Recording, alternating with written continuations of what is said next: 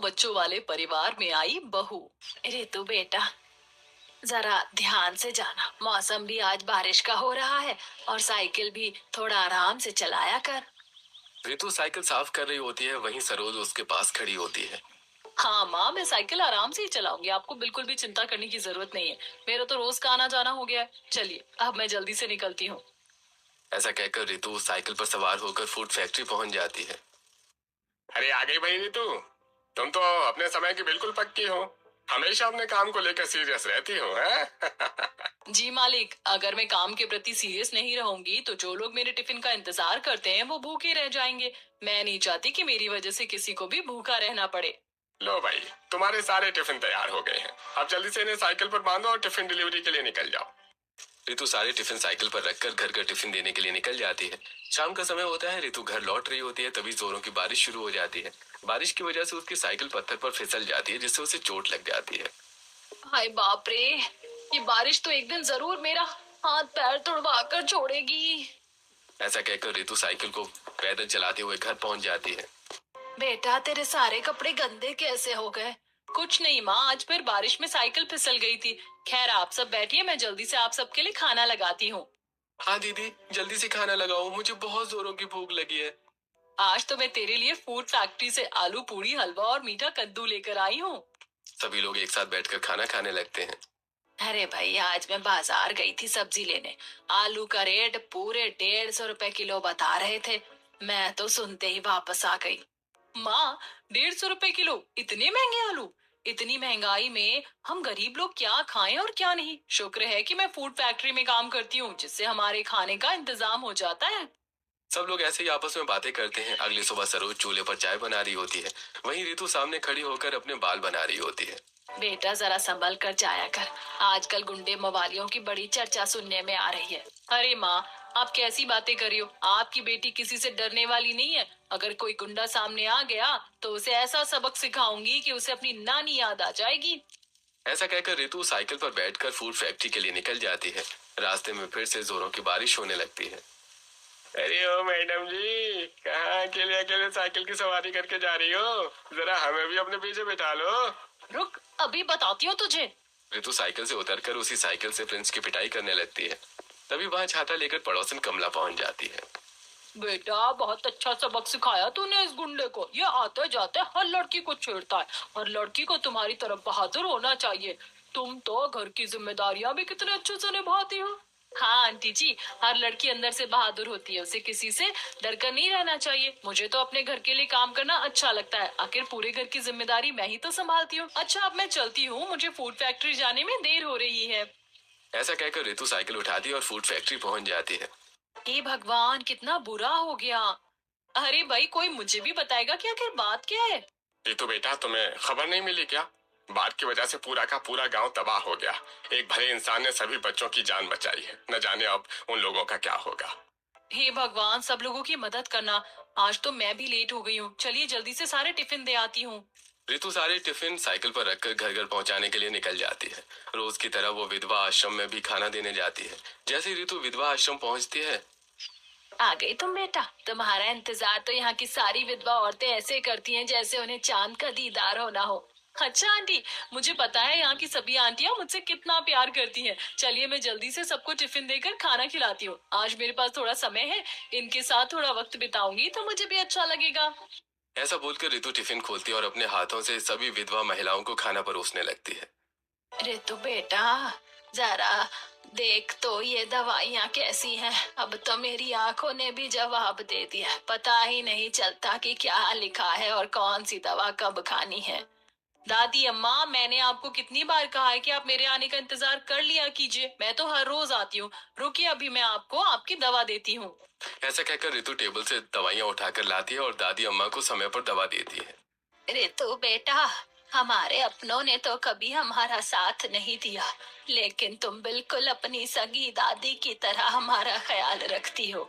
अरे दादी, अब आप मुझे रुलाएंगी क्या?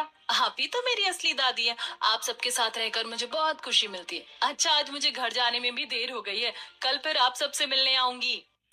ऐसा कहकर रितु वहां से अपने घर चली जाती है।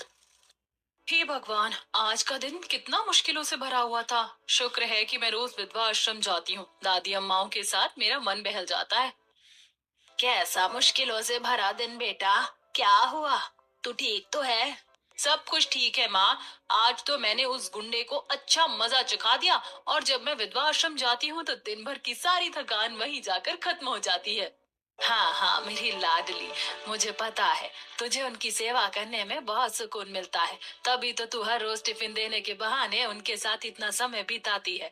चल जल्दी से आ जा, सब मिलकर खाना खाते हैं। सभी लोग एक साथ बैठकर खाना खाते हैं और फिर सो जाते हैं। इसी तरह कुछ दिन बीत जाते हैं। एक सुबह जोरों की बारिश होने लगती है। दीदी, आज तो देखो कितनी तेज बारिश हो रही है। आप आज टिफिन देने कैसे जाओगी? ऋतु कपड़ों की तह लगा रही होती है। अरे आज तो संडे है, मुझे हर हाल में विधवा आश्रम जाना है। मैंने सोमवती दादी अम्मा से वादा किया है कि आज पूरा दिन उनके साथ बिताऊंगी। बेटा बाहर देख कितनी तेज बारिश हो रही है, ऐसे में कैसे जाएगी? माँ, आज तो मुझे कोई आंधी तूफान भी वहाँ जाने से नहीं रोक सकता।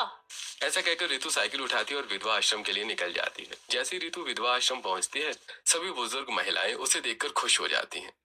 अरे बिटिया रानी आ गई। हमें तो लगा कि आज तू आएगी ही नहीं। अरे ऐसे कैसे नहीं आती, आज संडे है। आज तो मुझे आप सबके साथ बहुत सारा समय बिताना है। हाँ हाँ, सबके साथ समय बिताना है ना। भूल गई क्या? तूने मुझसे वादा किया था। अरे मेरी प्यारी दादी अम्मा, आपके वादे का मान रखने के लिए ही तो मैं इतनी बारिश में भी आप सबसे मिलने चली आई हूँ। चलिए आज हम सब मिलकर गेम खेलेंगे। इसके बाद ऋतु सभी विधवा महिलाओं के साथ बैठकर खेल खेलने लगती है। अरे तो बेटा मेरे सिर में बहुत दर्द हो रहा है, क्या करूं? दादी अम्मा परेशान मत होइए, मैं हूं ना, अभी आपकी सिर में अच्छे से तेल की मालिश कर देती हूँ। ऐसा कहकर ऋतु सोमवती के साथ साथ सभी बुजुर्ग महिलाओं के सिर में तेल की मालिश करती है और उनकी चोटियां भी बनाती है। रितु बेटा, तू निस्वार्थ भाव से इस विधवा आश्रम की 150 से ज्यादा महिलाओं का ख्याल रखती है, उनकी सेवा करती है। तुझे कभी परेशानी नहीं होती? नहीं नहीं आंटी, मुझे कोई परेशानी नहीं होती। मुझे तो आप सबके साथ समय बिताना और आपकी सेवा करना बहुत अच्छा लगता है। तभी वहां शांति विधवा आश्रम की सभी महिलाओं से मिलने आती है। तभी उसकी नजर ऋतु पर पड़ती है, जो पूरे मन से सभी महिलाओं की सेवा कर रही होती है। संगीता, आखिर ये लड़की कौन है? देखो तो सही, सभी महिलाओं के साथ कितनी खुशी से घुल मिलकर रह रही है। मैडम जी, जैसे आपने पूरे विधवा आश्रम की जिम्मेदारी अपने कंधों पर उठा रखी, वैसे इस लड़की ने इन सभी महिलाओं को खुश रखने की जिम्मेदारी अपने ऊपर ले रखी है। रोज आती है, इनसे बातें करती है, खाना खिलाती है। सच में बहुत ही प्यारी बच्ची है। हाँ, देखने में भी कितनी प्यारी और सुशील लग रही है। सच में किसी अच्छे घर की बेटी होगी। उसकी माँ ने इसे बहुत अच्छे संस्कार दिए होंगे, वरना आजकल कौन अपने बड़ों की इतनी सेवा करता है। अच्छा, बहुत देर हो गई है, मैं चलती हूँ। संगीता, तुम सभी महिलाओं का अच्छे से ध्यान रखना। ऐसा कहकर शांति घर चली जाती है। घर के हॉल में सभी लोग बैठे आपस में बातें कर रहे होते हैं। वो लड़की कितनी प्यारी थी, वही मेरे घर की बहू बनने के लायक है। सच में कितने अच्छे से सबका ध्यान रख रही थी, और सभी महिलाएं भी उसके साथ कितनी खुश थी। अरे माँ जी, क्या बात है? जब से आश्रम से लौटे हैं आपके चेहरे पर एक अलग ही मुस्कान है। आखिर बात क्या है? हाँ माँ जी, मैं भी देख रही हूँ आज आप मन ही मन मुस्कुरा रही हैं। आखिर आपके मन में क्या चल रहा है? मैंने तो सोच लिया है कि अब अपने पोते की शादी जल्द से जल्द करवा दूं। मैंने एक लड़की भी पसंद कर ली है। वो रोज हमारे आश्रम में विधवा महिलाओं की सेवा करने आती है। मुझे पूरा विश्वास है कि वही हमारे 150 लोगों वाले परिवार को अच्छे से संभाल सकती है। माँ जी, आप तो ऐसे कह रही हैं जैसे उस लड़की की सारी खूबियाँ आपको पता चल गई हों। आज तक हमारे घर में कितनी बहुएं और नौकर आए, लेकिन कोई भी इतने बड़े परिवार में टिक नहीं पाया। ये बच्चे ही इतने शैतान हैं कि किसी को रुकने नहीं देते। अरे भाई, अगर माँ जी ने कुछ सोच लिया है तो सोच समझ कर ही लिया होगा। क्या पता इस बार आने वाली बहू पूरे परिवार और 150 लोगों के इस घर को खुशी से संभाल ले। सभी लोग आपस में बातें करने लगते हैं। मनीष बेटा, तुम्हें तो कोई दिक्कत नहीं है ना? सच में लड़की बहुत ही प्यारी और संस्कारी है। मुझे तो पहली नजर में ही पसंद आ गई। दादी माँ, मुझे पता है कि आप जो भी करेंगी मेरे और पूरे परिवार की भलाई के लिए करेंगी। आपकी हर बात मेरे सिर आंखों पर। मेरी तरफ से आप बिल्कुल बेफिक्र रहिए। शांति तुरंत संगीता को फोन मिलाती है। हाँ मैडम जी, इस लड़की का नाम रितु है। बहुत ही सुंदर और संस्कारी लड़की है। एक गरीब परिवार से है और घर घर टिफिन पहुंचाने का काम करती है। इतना कहकर संगीता फोन रख देती है। भाई मुझे सारी जानकारी मिल गई है। अब हम कल सुबह ही रितु के घर जाएंगे। उस लड़की ने तो मेरा मन ही मोह लिया है। सभी लोग कुछ देर तक बातें करते हैं और फिर अपने अपने कमरे में सोने चले जाते हैं। अगली सुबह पूरा परिवार तैयार होकर बड़ी बड़ी गाड़ियों में बैठकर रितु के घर पहुंचता है। हे भगवान, इतनी बड़ी बड़ी गाड़ियाँ सरोज के घर के सामने क्यों खड़ी हैं? जरूर कोई बड़ी बात है। ऐसा बोलकर कमला अपने घर के अंदर चली जाती है। उधर शांति अपने पूरे परिवार के साथ रितु के एक घर के अंदर जाती है। तभी जोरों की बारिश होने लगती है। बारिश की वजह से रितु के घर में कई जगह से पानी टपक रहा होता है। हे भगवान, इस बारिश ने तो हमारा जीना हराम कर रखा है। पता नहीं हमारे अच्छे दिन कब आएंगे। दीदी, मुझे बहुत जोरों की भूख लग रही है। ऊपर से इतनी तेज बारिश हो रही है। आज तो शायद आप काम पर भी नहीं जा पाओगी। क्या मुझे आज पूरा दिन भूखा रहना पड़ेगा? नहीं नहीं, तुझे भूखा नहीं रहना पड़ेगा। तेरी दीदी तुझे कभी भूखा नहीं सोने देगी। ऐसा कहते हुए रितु पूरे घर में जहाँ जहाँ पानी टपक रहा होता है वहाँ बाल्टियां और टब रख रही होती है। नमस्ते बहन जी। नमस्ते बहन जी, आप सब कौन है? आइए बैठिए, हमारे घर में आपका स्वागत है। बहन जी, आपसे मिलकर बहुत अच्छा लगा। हम आपकी इकलौती बेटी रितु का हाथ अपने पोते मनीष के लिए मांगने आए हैं।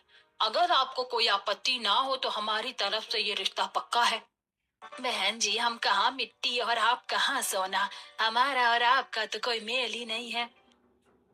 बहन जी, रिश्ते अमीरी गरीबी देखकर नहीं बनते। रिश्ते तो दिलों से जुड़ते हैं और हमें आपकी बेटी सच में बहुत पसंद है। डॉली की बातें सुनकर सरोज की आंखें खुशी से भर जाती हैं। बहन जी, आज तो मेरे भाग्य खुल गए। इतने बड़े घर से मेरी बेटी के लिए रिश्ता आया है। नहीं नहीं माँ, मुझे शादी नहीं करनी। मैं आप लोगों को छोड़कर कहीं नहीं जाऊंगी। आखिर कब तक बेटा शादी से मुंह मोड़ती रहेगी? एक दिन तो बेटियों को अपने ससुराल जाना ही पड़ता है। देख कितना अच्छा और बड़ा परिवार है। जल्दी से हाँ कर दे बेटा। रितु शादी के लिए हाँ कर देती है और दोनों का रिश्ता पक्का हो जाता है। कुछ दिन बाद बड़ी धूमधाम से रितु और मनीष की शादी हो जाती है। जैसे रितु कार से उतरकर अपना पहला कदम जमीन पर रखती है, सामने इतने सारे बच्चों की भीड़ देखकर हैरान रह जाती है। ये सब बच्चे कौन हैं? कहाँ से आ गए? कहीं आपने मेरा स्वागत करने के लिए इतने सारे बच्चों को तो नहीं बुलाया? अरे नहीं, ऐसा कुछ नहीं है। ये सब हमारे ही परिवार के बच्चे हैं। पूरे 150 बच्चे हैं। तुम्हारा स्वागत है हमारे 150 बच्चों वाले परिवार में। हे भगवान, 150 बच्चे! आखिर एक परिवार में इतने सारे बच्चे कैसे हो सकते हैं? अरे भाई, सारी बातें यही पूछोगी क्या? पहले अंदर तो चलो। सभी बच्चे हाथों में फूल, फूलों की मालाएं और वेलकम टू होम के कार्ड लेकर खड़े होते हैं। तभी अचानक तेज बारिश शुरू हो जाती है। बारिश होते ही सभी बच्चे इधर से उधर भागने लगते हैं और फूल व कार्ड वहीं गिराकर घर के अंदर चले जाते हैं। हे भगवान, इन 150 बच्चों ने तो पूरा घर गंदा कर दिया। कैसी गंदगी फैला दी है। बहू अंदर आओ, तुम्हारा अपने घर में स्वागत है। रितु कलश को पैर से गिराकर गृह प्रवेश की रस्म पूरी करती है। बारिश में भीगे हुए 150 बच्चे पूरे घर में शोर शराबा कर रहे होते हैं। बहू घबराना मत, हमारे 150 बच्चों वाले परिवार में तेरा दिल से स्वागत है। हमें उम्मीद है कि तू अपनी जिम्मेदारियों से कभी मुंह नहीं मोड़ेगी। तू बहुत थक गई होगी, जा अपने कमरे में जाकर आराम कर ले। हाँ हाँ, अंदर जाकर आराम कर लो। कल से तो तुम्हें आराम करने का मौका भी नहीं मिलेगा। ऐसा कहकर शालू अपने कमरे में चली जाती है। वहीं मनीष और रितु भी अपने अपने कमरे में जाकर आराम करने लगते हैं। आपने रिश्ता होने से पहले तो मुझे नहीं बताया कि आपके परिवार में पूरे 150 बच्चे हैं। आखिर इतने सारे बच्चे आए कहाँ से? अरे भाई, ये तो सोचो कि आज हमारी पहली रात है और तुम्हें बस यही बातें सोच रही हैं। चलो अब जल्दी से सो जाओ। दोनों ऐसे ही बातें करते करते सो जाते हैं। अगली सुबह रितु शीशे के सामने खड़ी होकर तैयार हो रही होती है। तभी मनीष पीछे से आकर रितु को प्यार से गले लगा लेता है। उसी समय सोनू और परिवार के कुछ छोटे बच्चे कमरे में आ जाते हैं। देखो भाई, भैया तो अभी से बीवी के गुलाम हो गए हैं। लगता है अब हमसे प्यार नहीं करेंगे। अब तो भाभी अपने प्यार के जाल में फंसाकर भैया को हमसे दूर कर देंगी। हमें कुछ ना कुछ करना होगा। रितु नीचे आकर सबसे पहले घर के बड़ों का आशीर्वाद लेती है और फिर किचन में खाना बनाने चली जाती है। बेटा, आज तेरी पहली रसोई की रस्म है। मुझे पूरी उम्मीद है कि तू हमारे 150 बच्चों वाले परिवार के लिए पूरे मन से खाना बनाएगी। हाँ माँ जी, आप बिल्कुल बेफिक्र रहिए। मैं सब कुछ अच्छे से कर लूंगी। बस मुझे बता दीजिए कि बड़े बड़े बर्तन कहाँ रखे हैं। डॉली स्टोर रूम से बड़े बड़े पतीले, कढ़ाई और रोज बच्चों को खाना परोसने वाली थालियां निकाल कर ले आती है। सारा सामान एक जगह रखने के बाद रितु नाश्ता बनाना शुरू कर देती है। भाभी, मुझे टमाटर का सूप पीना है। पहले बनाओगी ना? तभी बाकी छोटे छोटे बच्चे भी किचन में आ जाते हैं। सभी बोलते हैं हमें भूख लगी है, खाना दो खाना दो। तुम सब चिल्ला क्यों रहे हो? मैं बना तो रही हूँ, जाओ बाहर जाकर खेलो। आप हम पर गुस्सा कर रही हो? मैं अभी भैया से जाकर कहूंगी कि आप हमसे प्यार नहीं करती। आप भी बाकी आंटियों की तरह हो, उन्होंने भी हमसे कभी प्यार नहीं किया। ऐसा कहकर सभी बच्चे गुस्से से वहां से चले जाते हैं। हे भगवान, यहाँ तो एक से बढ़कर एक बच्चे हैं। मैं आखिर इन सबको कैसे संभालूंगी? आपको क्या लगता है, क्या बहू 150 बच्चों वाले परिवार में खुश रह पाएगी? ये जानने के लिए वीडियो को आखिर तक जरूर देखिए। ऐसा कहते हुए रितु पूरे 150 बच्चों के लिए नाश्ता तैयार करती है। नीचे चादर बिछाकर सभी बच्चों की थालियों में नाश्ता परोस देती है। सभी एक साथ बैठकर खाना खाने लगते हैं। तभी बाहर जोरों की बारिश शुरू हो जाती है। अरे वाह, बाहर देखो कितनी जोरों की बारिश हो रही है। चलो हम सब बारिश में नहाते हैं। बारिश का नाम सुनते ही सभी बच्चे अपनी प्लेटें छोड़कर वहीं पर और खाना इधर उधर फैलाकर बारिश में खेलने भाग जाते हैं। परिवार के बाकी सदस्य भी खाना खाकर अपने अपने कमरों में आराम करने चले जाते हैं। ऋतु सभी झूठे बर्तन उठाकर किचन में ले जाती है। हे भगवान, ऐसा लग रहा है जैसे मैं किसी के यहाँ बर्तन मांजने का काम कर रही हूँ। तभी पीछे से मनीष आता है। अरे भाई क्या हुआ, इतनी गुस्से में क्यों नजर आ रही हो? कुछ नहीं, बस यही सोच रही हूँ कि इतने सारे बर्तन साफ करने में कितना समय लगेगा। अच्छा, तो क्या मैं तुम्हारी थोड़ी मदद कर दूं?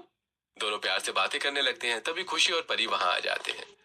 देखो परी, भैया तो भाभी के साथ बर्तन भी साफ करने को तैयार हो गए। हाँ, लगता है भाभी भैया को अपना नौकर बना देंगी। हम ऐसा बिल्कुल नहीं होने देंगे। ऐसा कहकर दोनों बाहर बारिश में खेल रहे बाकी बच्चों के पास चले जाते हैं। सभी बच्चे मिलकर ऋतु को सबक सिखाने की योजना बनाने लगते हैं। इसी तरह कुछ दिन बीत जाते हैं। दोपहर का समय होता है। ऋतु अकेली किचन में पूरे 150 बच्चों के लिए खाना बना रही होती है।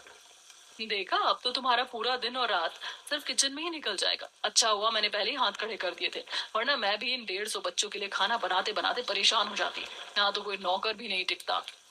तभी डॉली वहां आ जाती है। चालू बहू, तुमको तो दिन भर कुछ नहीं करती और ऊपर से मेरी बहू के कान भरने चली आती हो।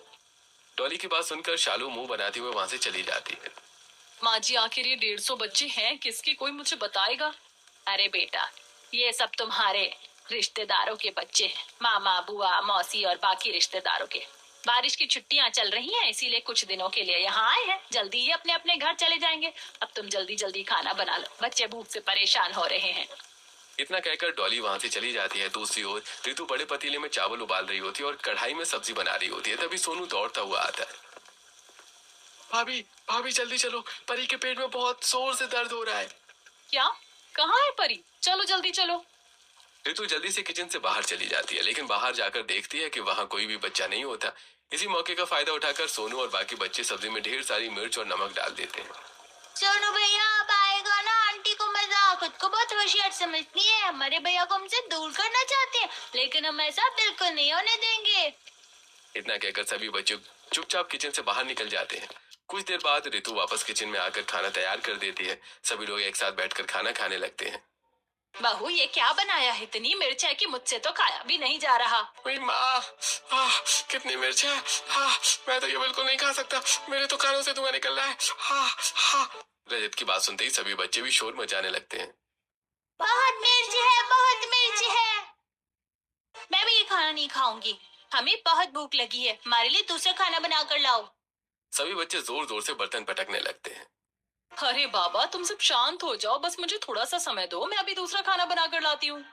ऋतु किचन में जाती है और जल्दी जल्दी सभी बच्चों के लिए मैगी बनाकर ले आती है। सभी बच्चे मैगी खाकर अपने अपने कमरों में आराम करने चले जाते हैं। शाम का समय होता है। मनीष और ऋतु आसमान की ओर देखते हुए प्यार भरी बातें कर रहे होते हैं।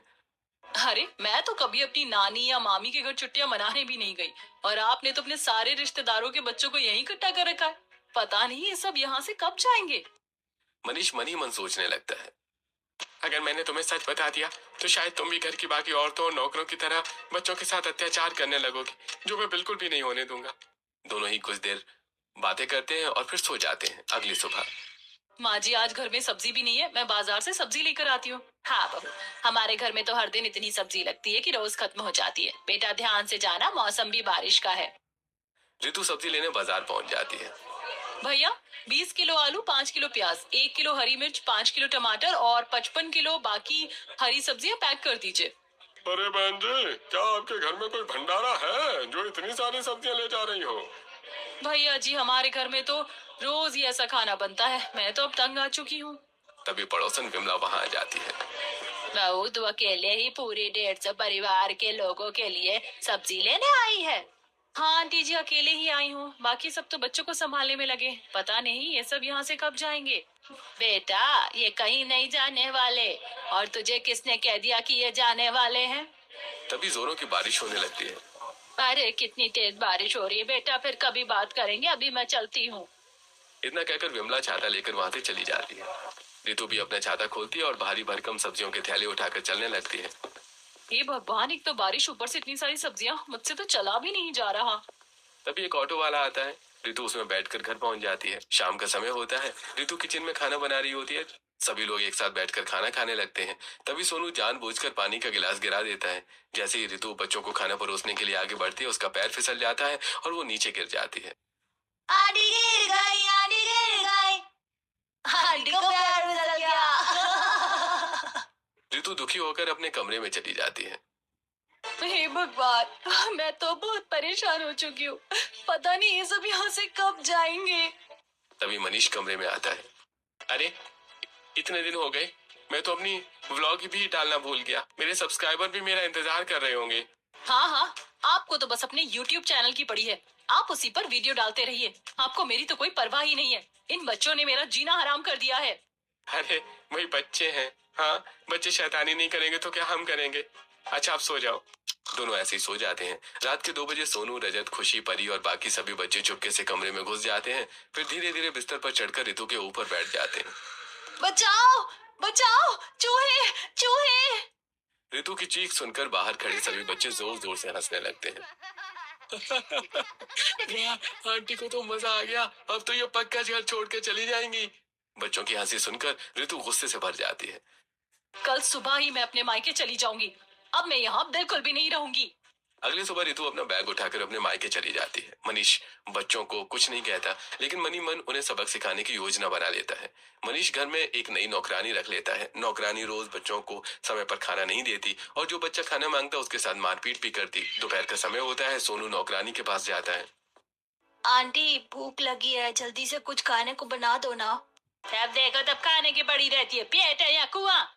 इतना कहकर नौकरानी सोनू को डांट कर वहां से भगा देती है। सभी बच्चे भूख से परेशान रहने लगते हैं। घर में लगी सीसीटीवी कैमरों में ये सब रिकॉर्ड हो रहा होता है। एक दिन हॉल में सभी बच्चे चुपचाप बैठे होते हैं। तभी मनीष वहां आता है। अरे क्या हुआ, तुम ऐसे सब चुपचाप क्यों बैठे हो? भैया हमें माफ कर दो, हमने अपनी भाभी के साथ बहुत गलत किया। सच में नौकरानी बहुत बुरी है, इसे घर से निकाल दो। हमें अपनी भाभी वापस चाहिए। वो हम सबसे बहुत प्यार करती थी। हम उनसे हाथ जोड़कर माफी मांग लेंगे। अरे फाइनली तुम लोगों को अपनी गलती का एहसास तो हुआ। मैं अभी रितु को फोन करता हूँ। मनीष रितु को फोन करके सारी बात बता देता है। अगले दिन रितु वापस घर आ जाती है। भाभी हमें माफ कर दो, हम आगे से आपको कभी परेशान नहीं करेंगे।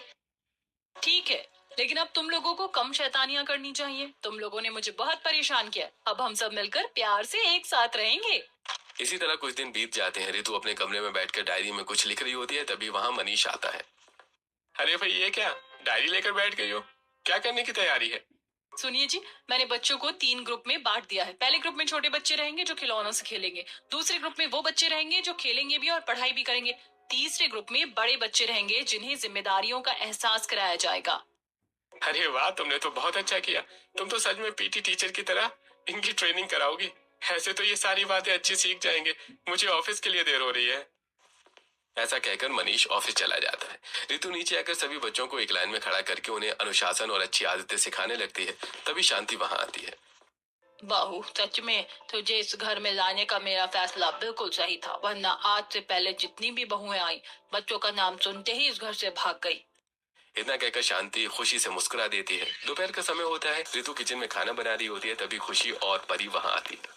भाभी बताइए ना, हम क्या मदद करें? कुछ नहीं बेटा, तुम सब आराम से बैठो, मैं अभी सबके लिए खाना लेकर आती हूँ। सभी लोग एक साथ बैठकर खाना खाते हैं। खाना खत्म होने के बाद खुशी, परी और सोनू मिलकर सभी झूठी प्लेटें उठाकर किचन में रख देते हैं। रोज रितु छोटे बच्चों को पढ़ाती भी है और उनके साथ खेल भी खेलती है। धीरे धीरे सभी बच्चे खुश रहने लगते हैं। भाई वाह, बहू ने तो कमाल कर दिया। हमें तो लगा था कि इस घर में कोई भी बहू टिक नहीं पाएगी। अभी इसे पूरा सच कहाँ पता है। जिस दिन इसे सारी सच्चाई पता चलेगी, उस दिन देख लेना, ये भी बाकी बहुओं की तरह गायब हो जाएगी। अरे बहू के बारे में ऐसा मत बोल। मुझे तो बस इसी बात का डर है कि कहीं बहू को सच्चाई पता चल गई तो ये भी बाकी लोगों की तरह मेरे मासूम बच्चों को मारना पीटना शुरू ना कर दे। सभी लोग आपस में यही बातें कर रहे होते हैं। आखिर बात क्या है? कौन सा सच? मैं अब तक इस घर में किस बात से अनजान हूँ? इतना कहकर रितु फिर से किचन में जाकर अपना काम करने लगती है। दूसरी ओर बगीचे में सभी बच्चे खेल रहे होते हैं। तभी सोनू फुटबॉल खेलते खेलते विमला के घर की खिड़की का शीशा तोड़ देता है। तुम 150 बच्चों ने तो हमारा जीना हराम कर रखा है। कितनी बार अपने घर के शीशे बदलवाए, पता नहीं कहाँ से आ गए हैं ये बदतमीज और नालायक बच्चे। विमला की आवाज सुनकर रितु वहां आ जाती है। अरे आंटी जी, आप बच्चों पर ऐसे क्यों चिल्ला रही हैं? बच्चे तो भगवान का रूप होते हैं। इन्हें ऐसे उल्टा सीधा नहीं बोलना चाहिए। बाबू, मुझे मुफ्त का ज्ञान मत दे। तू ही संभाल अपने 150 बच्चों वाले परिवार को। ये हमेशा तेरी छाती पर मूंग दलेंगे, तब तुझे मेरी बात समझ आएगी। इतना कहकर विमला वहां से चली जाती है। आखिर बात क्या है? सब मुझसे क्या छिपा रहे हैं? ऐसा सोचते हुए रितु फिर से किचन में जाकर काम करने लगती है। रात का समय होता है। मनीष और सभी बच्चे मिलकर रितु के लिए एक सरप्राइज तैयार करते हैं। जैसे ही रितु अपने कमरे में पहुंचती है, सामने यूट्यूब का सिल्वर प्ले बटन देखकर हैरान रह जाती है। सभी बच्चे ताली बजाते हुए चिल्लाने लगते हैं। भाभी, you are a winner, you are a heroine। अरे ये सब क्या है? और हमारे घर में YouTube का सिल्वर प्ले बटन? ये सब तुम्हारी अपनी मेहनत का नतीजा है। मैं तो बस तुम्हारी बच्चों के साथ रोज की एक्टिविटी रिकॉर्ड करता था और उसे यूट्यूब पर अपलोड कर देता था। लोगों को तुम बहुत पसंद आई हो। अब तुम सबके सुपरस्टार भाभी बन गई हो। ये सुनकर पूरा परिवार खुशी से झूम उठता है। थोड़ी देर बाद सभी बच्चे अपने अपने कमरों में सोने चले जाते हैं। सुनिए जी, समझ में नहीं आई। आखिर ये सारे बच्चे कौन हैं? आप मुझसे कुछ तो छिपा रहे हैं। नहीं नहीं, मैं तुमसे कुछ नहीं छिपा रहा। मुझे तो बहुत जोरों की नींद आ रही है। इतना कहकर मनीष सो जाता है। अगली सुबह सभी लोग हॉल में एक साथ बैठे होते हैं। आज तो मुझे हर हाल में सच्चाई का पता लगाना ही होगा। आखिर ये 150 बच्चे कौन हैं, कहाँ से आए हैं और हमारे घर से कब जाएंगे? रितु शांति के पास जाकर बैठ जाती है और उनका हाथ अपने सिर पर रख देती है। दादी माँ, आपको मेरी कसम है, आज आपको मुझे सारी सच्चाई बतानी होगी। ये 150 बच्चे कौन हैं और कहाँ से आए हैं? बाहू, हम तुमसे कुछ नहीं छिपाना चाहते थे। हमें तो बस इसी बात का डर था कि कहीं सच्चाई जानने के बाद तुम इन बच्चों से नफरत ना करने लगो। तुम्हारी वजह से आज हमारे पूरे गांव में हमारी इज्जत और मान मर्यादा पहले से कहीं ज्यादा बढ़ गई है। दादी माँ, मैं इन बच्चों से भला क्यों नफरत करूंगी? आखिर आप मुझे पूरी सच्चाई क्यों नहीं बता रहे हैं? मैं बताता हूँ पूरा सच। दरअसल कुछ साल पहले हमारे गांव के पास वाले गांव में भयंकर बाढ़ आई थी। उस समय मेरे दादाजी उस गांव के मुखिया थे। बाढ़ में जिन परिवारों के घर उजड़ गए और जिन बच्चों का कोई सहारा नहीं बचा, उन सभी बच्चों की जिम्मेदारी दादाजी ने अपने कंधे पर ले ली। बच्चों की सेवा करते करते ही दादाजी इस दुनिया से चले गए। बहू, तेरे दादाजी ने मरते समय मुझसे वादा लिया था कि चाहे कुछ भी हो जाए, मुझे हर हाल में इन 150 बच्चों का पालन पोषण करना होगा। अच्छा, ये तो मैंने न्यूज चैनल में भी देखा था कि बाढ़ की वजह से पूरा गांव तबाह हो गया। दादी माँ, मैं तो इन बच्चों को अपनी जान से भी ज्यादा प्यार करती हूँ। हाँ, शुरुआत में मुझे इनके साथ रहने में थोड़ी परेशानी हुई थी, लेकिन अब मैं इनके बिना नहीं रह सकती। आज से इन 150 बच्चों की पूरी जिम्मेदारी मेरी भी है। रितु की बातें सुनकर घर के सभी लोगों की आंखें खुशी से भर जाती हैं। सच में बहू, तुम तो हीरा हो हीरा। आज मुझे अपने फैसले पर बहुत गर्व हो रहा है कि मैंने तुम्हें इस 150 बच्चों वाले परिवार की बहू बनाया। इसके बाद पूरा परिवार खुशी खुशी रहने लगता है। रितु रोज सभी 150 बच्चों को पढ़ाती, खिलाती, उनका ध्यान रखती और उन्हें स्कूल के लिए तैयार करती। पूरा परिवार और सभी बच्चे हंसी खुशी अपना जीवन बिताने लगते हैं। क्या आपको लगता है कि 150 बच्चों वाले परिवार की जिम्मेदारी संभालना आसान है? और बहू ने जिस तरह पूरे दिल से अपनी सभी जिम्मेदारियां निभाई, क्या आपको उसका फैसला सही लगा या गलत? अपनी राय हमें कमेंट करके जरूर बताइए।